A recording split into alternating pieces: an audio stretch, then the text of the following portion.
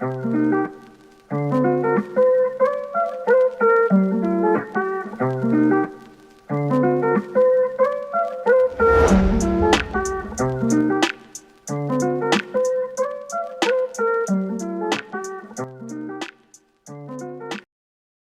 nombre es Reini.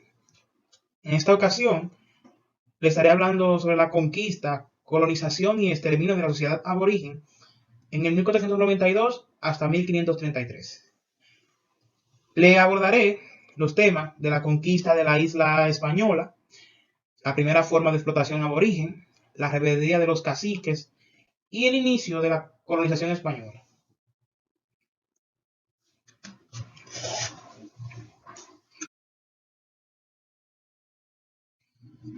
Conquista de la española. Tan pronto Colón regresó de su primer viaje a España, fue recibido por los reyes católicos, quienes escucharon sus informes y vieron las muestras de oro, aves, plantas y algunos de los nativos que ellos habían llevado para convencer a los monarcas sobre la rentabilidad de negocio que había en esas tierras.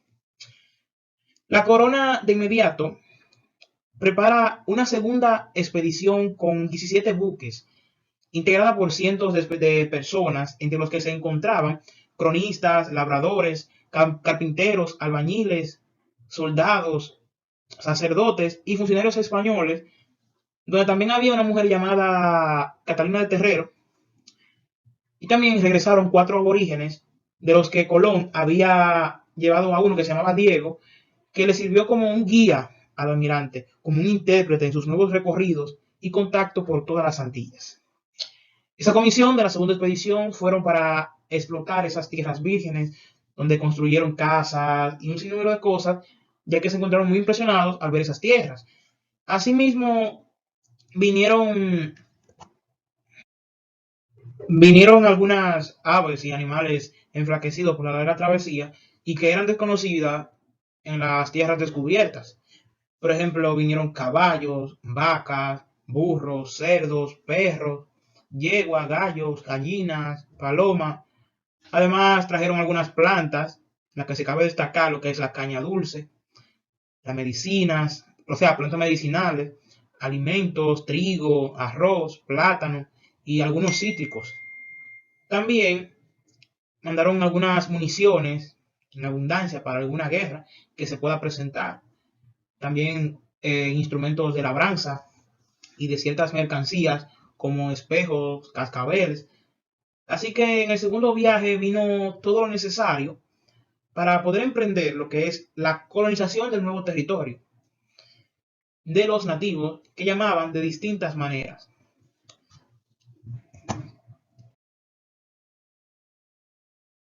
Los indios que dirigía el cacique guayonés del cacicazgo de Magua atacaron y dieron muerte a varios blancos que penetraron a su territorio. Cuando Caonabo intentó confederar a todos los caciques para una acción común en contra de los conquistadores, Guacanagarí se opuso e incluso informó a Colón del plan de Caonabo. Rápidamente el almirante concibió un nuevo plan de ataque y el 24 de marzo de 1495 volvió a marchar al interior, principalmente en los lugares donde habían levantado villas y fortalezas. Partió con sus caballos y sus perros amestrados, con cientos de soldados vestidos de acero, bien armados y protegidos. Iban a combatir a las tropas desnudas de los indios del Cibao, cuyas armas eran el arco y la flecha, la lanza de madera y la piedra. Se produjeron algunos encuentros sangrientos. El más importante se verificó en la llanura de la Vega Real, donde se vivía un ambiente de agitación contra los españoles. Allí se enfrentaron las tropas de Colón contra los de Caonabo y su hermano Manicautés. Los nativos atacaron con todo el coraje, pero el combate, donde murieron miles de nativos, fue muy desigual.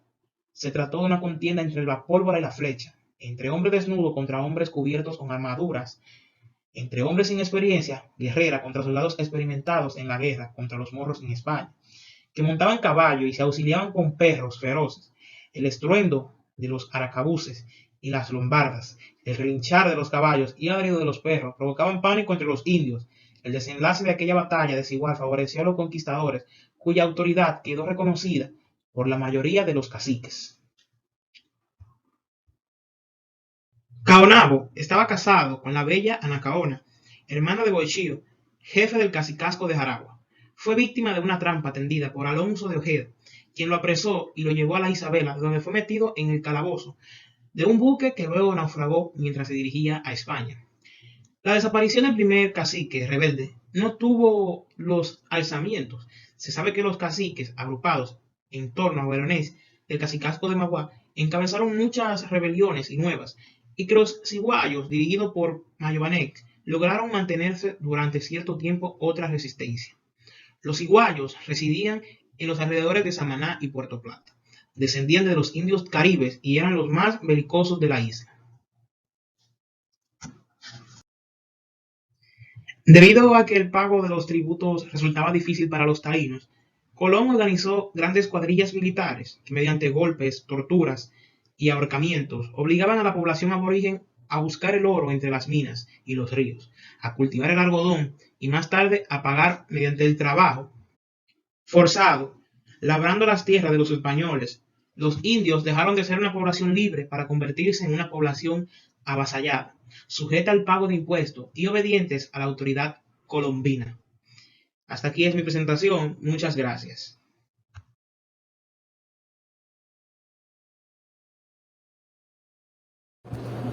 Hola, mi nombre es Ronel Antonio Sánchez Asiático y esta es mi parte de la exposición de historia.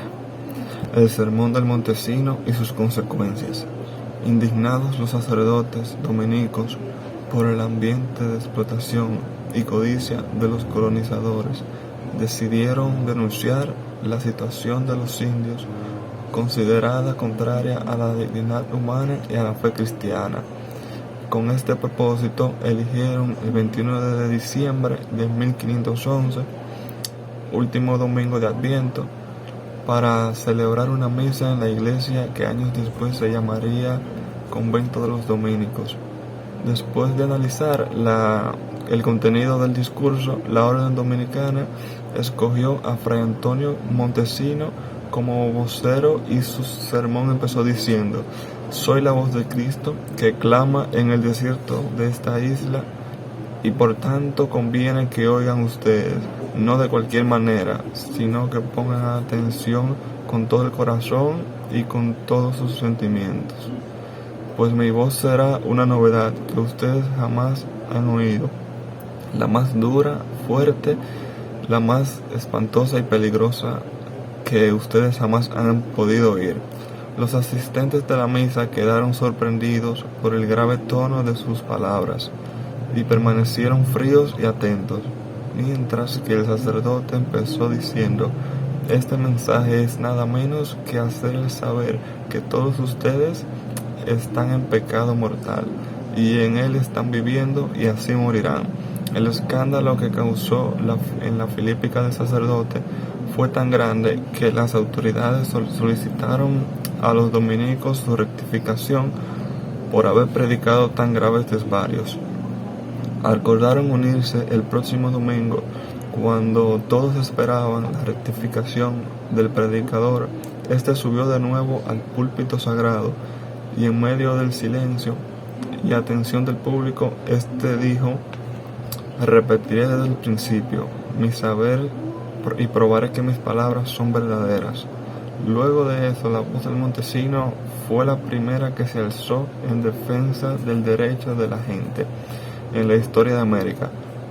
Esta retumbó en España, donde tuvo que ir para debatir aquella pieza que tanta furia despertó entre los explotadores de la isla. Después de vencer múltiples adversidades, logró conseguir una audiencia con el rey Fernando, quien escuchó de las violaciones de toda índole que se cometían en la isla, contrarias a las instituciones de la reina Isabel, que había muerto en 1512.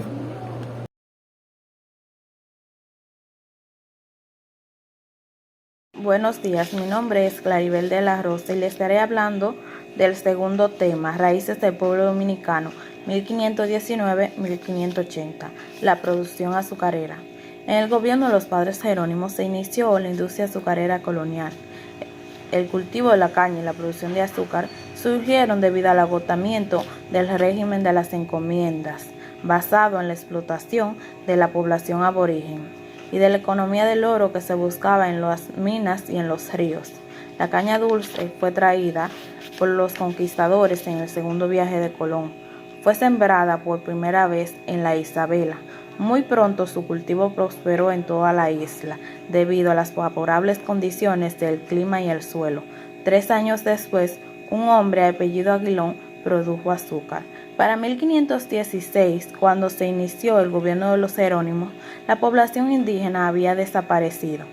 La extinción de los indios trajo consigo la quiebra de la economía aurífera. Como podemos ver en la siguiente imagen, nos muestra un trapiche. Eso es lo que usaban los esclavos para producir azúcar. Les continuaré hablando sobre la crisis del sector azucarero. El sector azucarero colonial entró en crisis a partir de 1580, cuando empezaron a disminuir las exportaciones del pueblo de Sevilla. Varias causas explican esa decadencia. En primer lugar, por la reducción considerable de la frecuencia de los viajes en barco que partían desde Sevilla hacia América y viceversa. En la segunda mitad del siglo XVI, el fenómeno de la piratería se había intensificado de los males que rodean la isla, los hatos y las estancias. Además del sector azucarero, durante el siglo XVI surgieron otras unidades productivas llamadas estancias y hatos. Las estancias eran medianas propiedades de tierra destinadas a la producción agrícola basada en el trabajo esclavo. Al igual que las estancias, los primeros hatos se fundaron en torno de los ingenios azucareros. Los hatos eran fincas destinadas a las crianzas de ganado.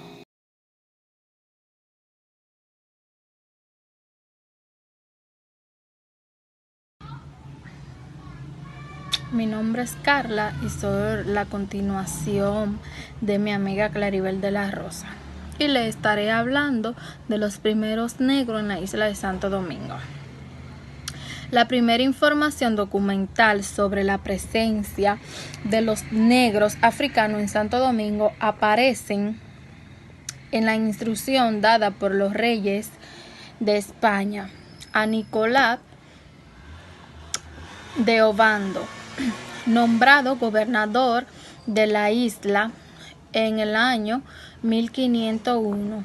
Obando fue instruido para que dejase instruir negros esclavos siempre que fuesen nacidos en el poder cristiano.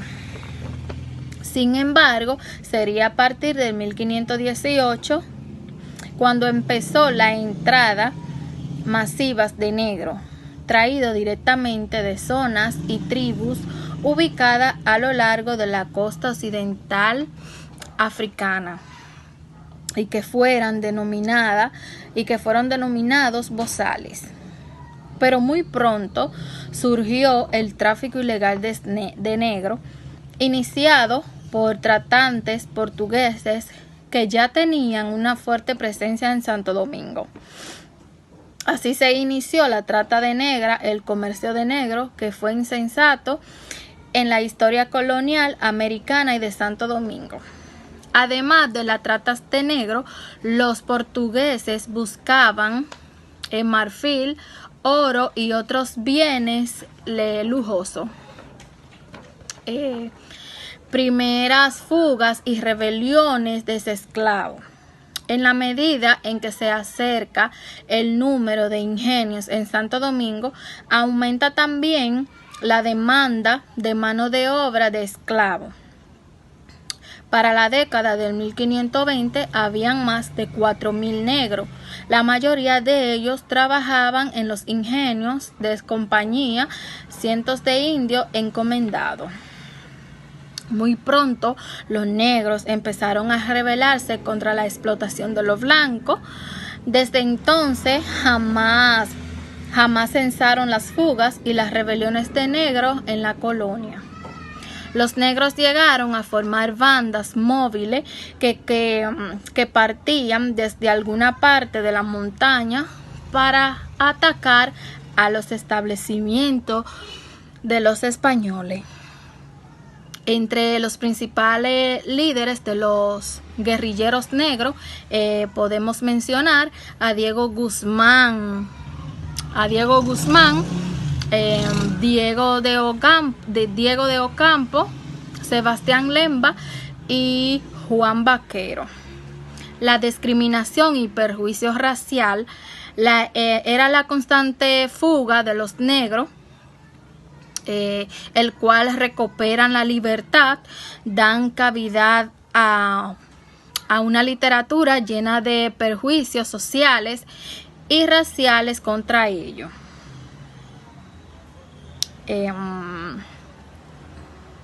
Esas expresiones que lastimaban la moral del negro eran usadas para identificar las crueldades físicas, para enabrir las nuevas relaciones sociales de la explotación. Hasta aquí mi exposición, mi compañera seguirá el otro tema.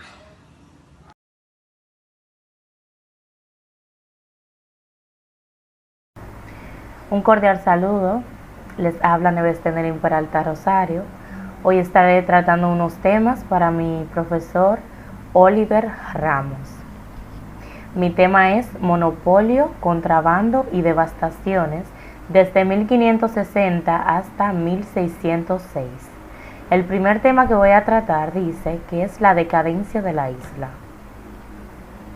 A mediados de 1543, el rey de España dispuso que los barcos que partían del puerto de Sevilla con destino a las colonias americanas llamadas Indias Occidentales debían hacer sus travesías en flotas, es decir, los galeones o barcos de carga debían viajar custodiados por navíos y barcos de guerra para evitar las depredaciones de piratas y corsarios que desde 1520 venían dificultando la navegación entre España y sus posesiones americanas.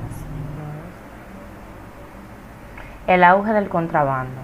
Desde la década de 1520 había aparecido algunos piratas franceses e ingleses que atacaron en la capital de la villa de Azua y Ocoa. Los asaltos y ataques de esos primeros piratas que aparecían en la isla cada cierto tiempo llevaron al rey de España, o sea Colón, a ejecutar un plan de construcciones en 1541. Sin embargo, sería a partir de 1563 cuando el fenómeno de la piratería se generalizó en los mares que rodean la isla. En ese año llegó a Puerto Plata un marino y comerciante inglés llamado John Watkin. Esas incursiones piratas demostraron la debilidad defensa española, no solo en la isla, sino también en las demás colonias americanas.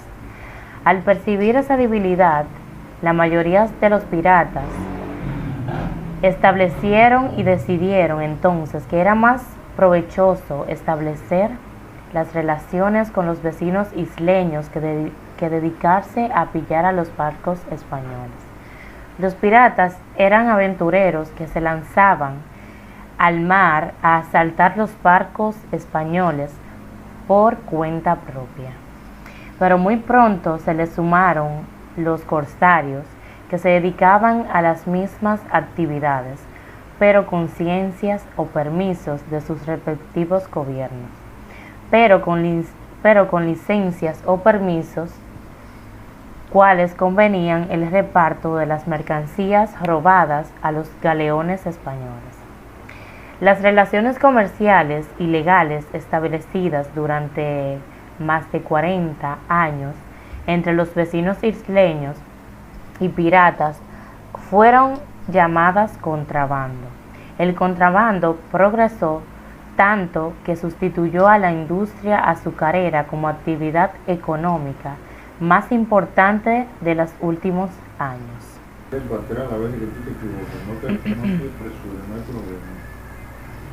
Ahora sí voy a culminar con el último tema, que es las rutas del contrabando. El contrabando se iniciaba en la isla Margarita, frente a la costa de Venezuela, donde llegaban los mercaderes holandeses que luego tocaban los puertos de Caracas para negociar las perlas y el oro, porque allí no había mercaderas. Su estadía en la costa de Venezuela era muy breve, pues el mayor interés estaba en las especias que se encontraban en abundancia en los puertos marítimos en las Antillas Mayores.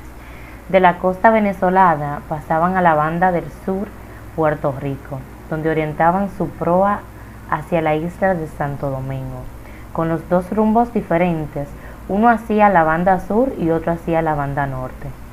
Uno hacia la islita Saona, seguía en dirección a la bahía de Costa de Yaguana. Si era necesario, la ruta continuaba hasta Jamaica y el Cabo Cruz, en el oriente cubano. La ruta del norte pasaba por Puerto Plata, Montecristi y Puerto Real, donde encontraban abundantes mercaderías. Muy bien, hasta aquí mi parte, espero que les haya gustado mi presentación. Ahora le voy a dar el paso a mi compañero Francis.